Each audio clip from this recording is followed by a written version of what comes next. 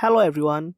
Suppose you want to store and manage client contacts such as name, phone number, email address, or additional notes, then you know how important it is to learn creating a simple database. Moreover, a database can be used to track inventory records, project management, and event planning. Here, you can do this within a click. So, this is Zehad Rian from Excel VBA, and today we'll learn several steps on how to create a simple database in Excel VBA.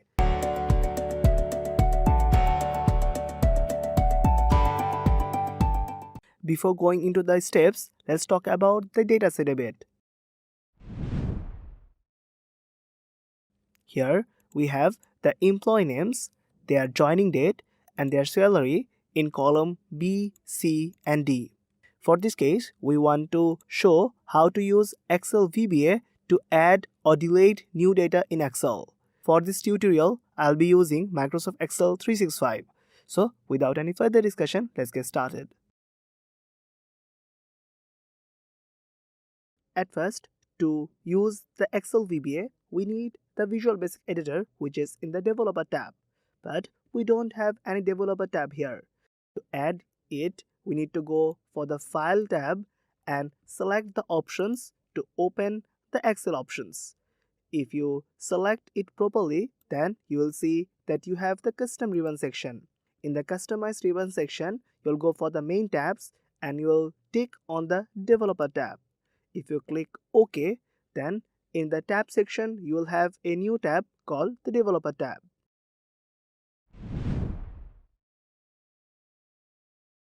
If you have a Developer tab for before, then you can use it directly. Go for the Developer tab and click on the Visual Basic to open the Visual Basic Editor.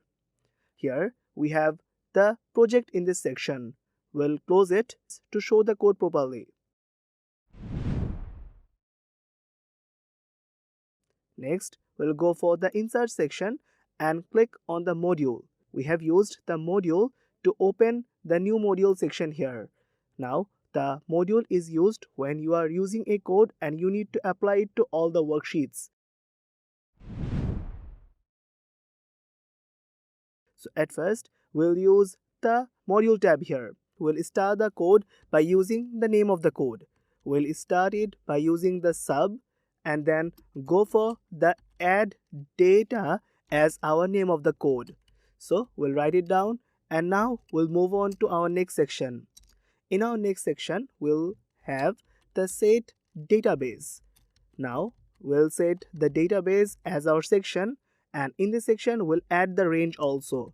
So we'll have the range, and now we'll go for the cell section as we're trying to get the result from B4 to D14. So write down the range here as B4 to D14.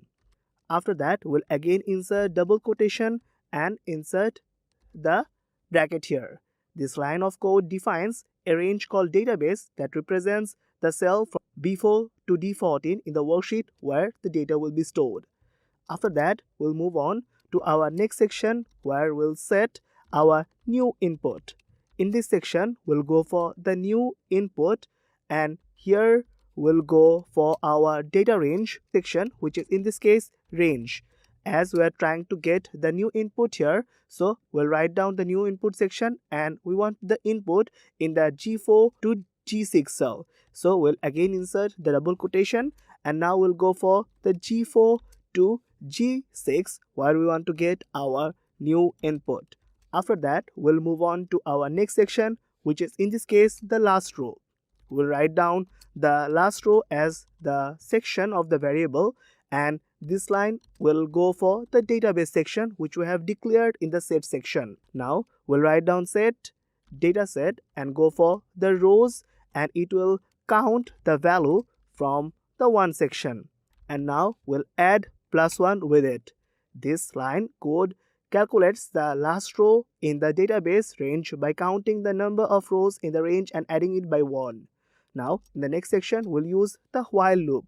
So, we'll use the while section, and here we'll again refer the database. So, write down the database which I have set before and now we'll go for the cells. So write down the cells here, and now in this section we'll refer it to the last row we have just used in the previous line. So write down the last row, and after that we'll add the comma sign and go for the 1. And as you know that this portion of the 1 calculates the value string. Now we'll move on and convert it to a new section of the double quotation. Now this whole portion of the while section checks if there is any kind of empty cell remain in the last row or not. Then it will move on to the next section where we'll have our last row, and now we want to increment it with the value of the section. So we'll add the last row again, and now we'll add +1 with it to calculate the value of the 1. In the next section we'll go for our next loop, which is in this case W end. That means it will end the while loop. And now we'll start the for loop by initializing it by the 1.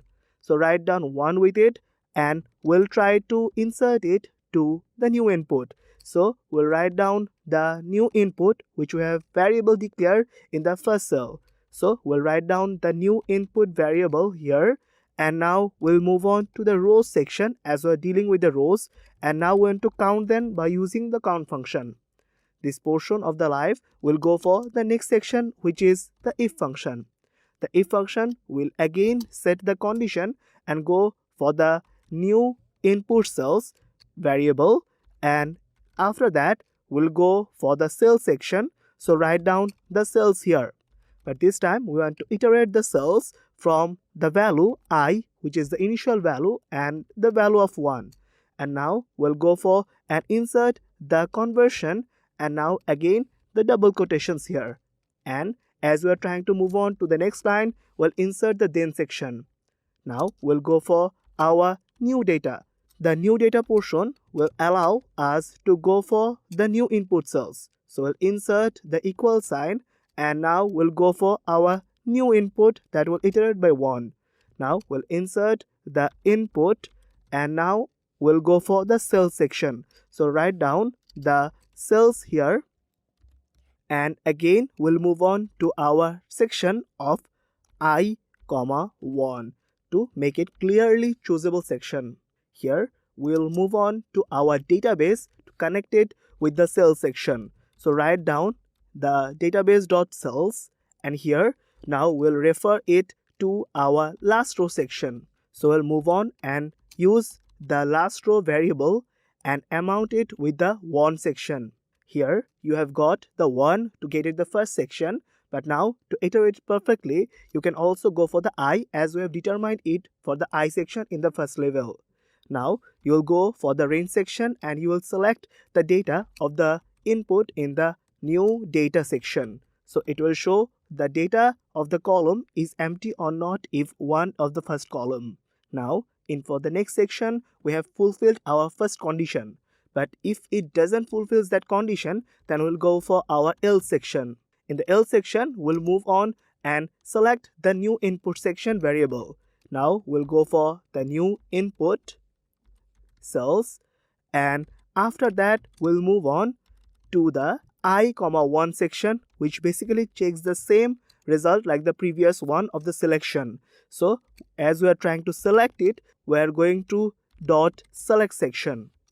After that we'll input our new data. So we'll again refer it to the new data which we have already used in the previous section, and now to use the input box message box, so we'll use the input box section.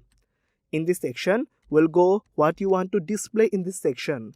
As we are trying to get the result from the user, so write down enter the for the user, and then again double quotation. But now we are trying to get the result here, so add the new data section. So insert new, then input section variable condition, and here we'll use the cells. So write down the cells here. After that we'll move on to our next section of I, 1. This portion basically goes through and select the whole section of 0 and puts it 1. but as we are trying to get the result from the very zero section from the user, so we'll use the zero section here. After that, we'll move it and use the plus sign, and we'll go for the next portion of the variable, which is the column, and now going for the next level. After that, we'll move on and use the database section. The database dot cell section will move and go for the last row of this section. So write down the last row, and then we'll go for the I section, which will iterate the value of the section. And now it will move on to the new data, where you'll get your final result. The whole data portion assigns the value of new data to new cells of the range and corresponding the value of the row data and I. Now we'll end this portion by using the end if, and for the next section we'll use the next I to iterate through the I section.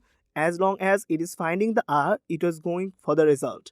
Now we'll press the whole section and it will our end of the code of the add data. Now we'll save the code by using save a condition. Now we'll move on to our next portion, where we want to add the delete data for the VBA code.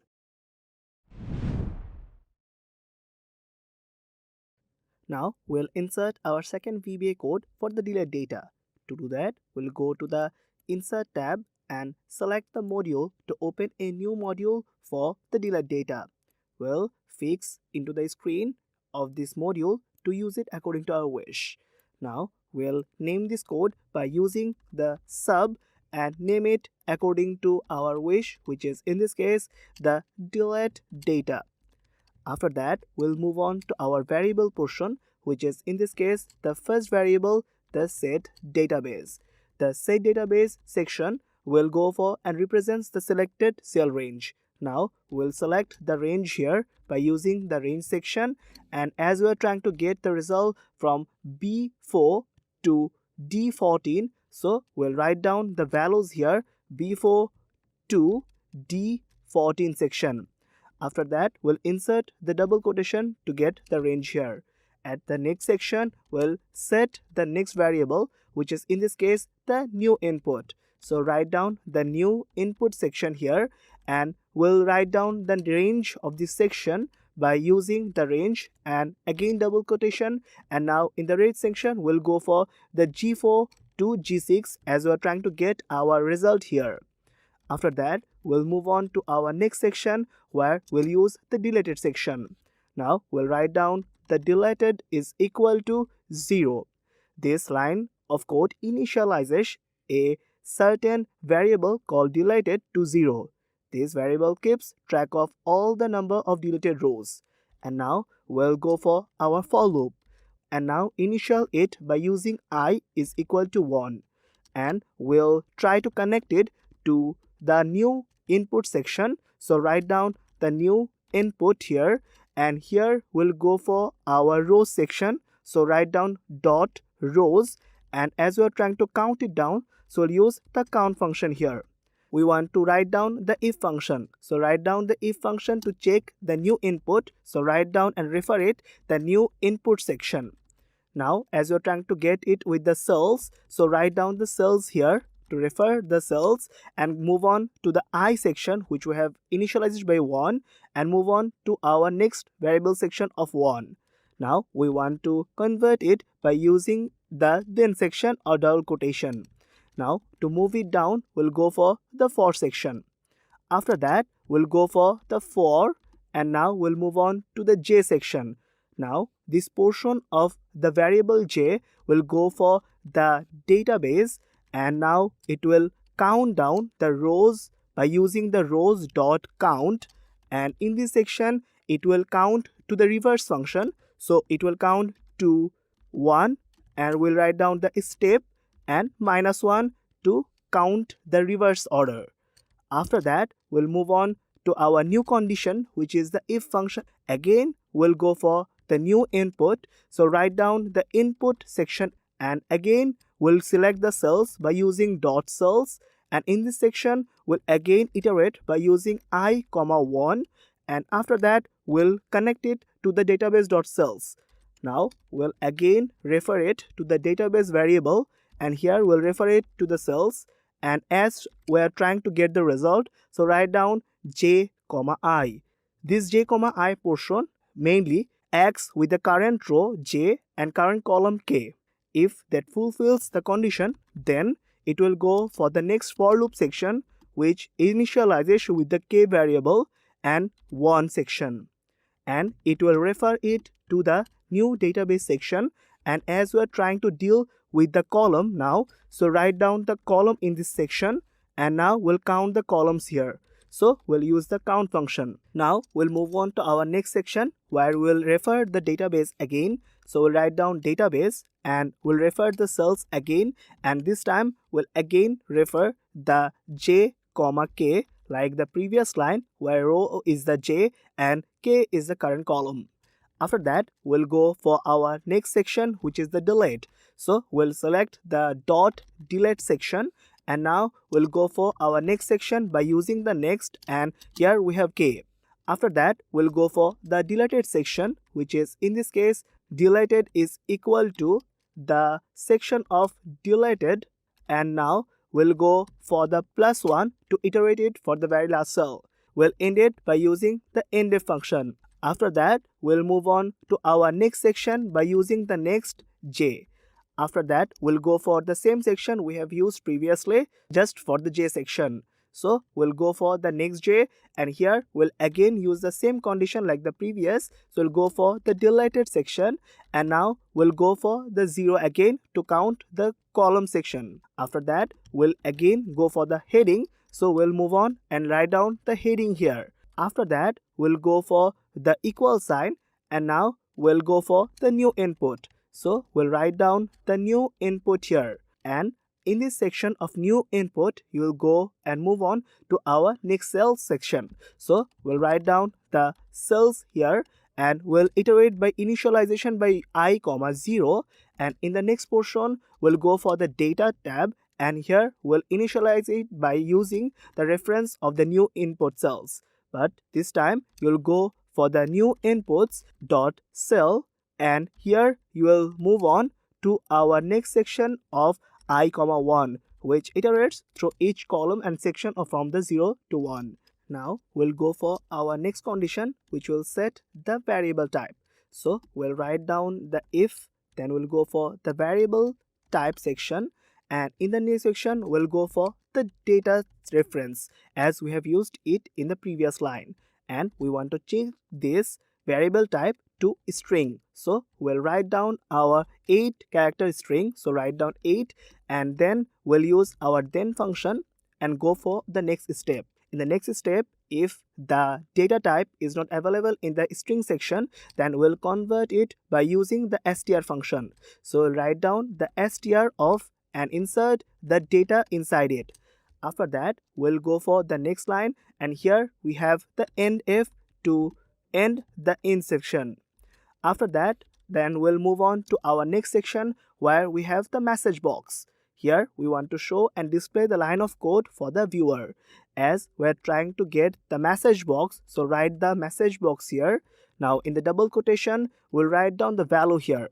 Here we'll write down the message box, and we'll write down there is no row in this section. So write down in this section, and now we'll write down with and had the double quotation in this section, and to make it happening for the every section, we'll insert the plus sign and go for the heading, and again the plus sign and go for our next portion of double quotation, and here we'll again insert the plus and add data this time. So write down the plus and again plus, and now we'll move on double quotation, here the dot, again the double quotation.